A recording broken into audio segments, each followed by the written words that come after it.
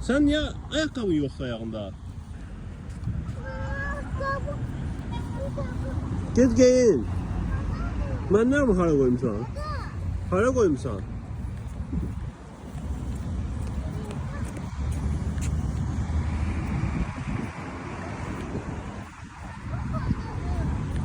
Yoktu.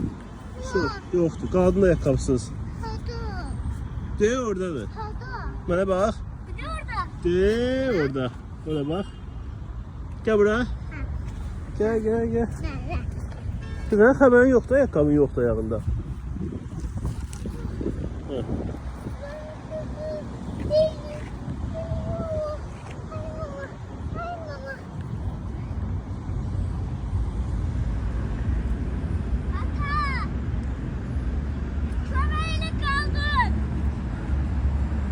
Yok kaldan olsun.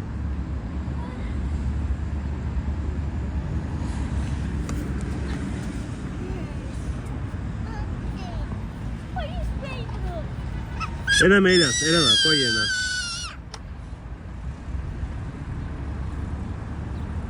Police paper.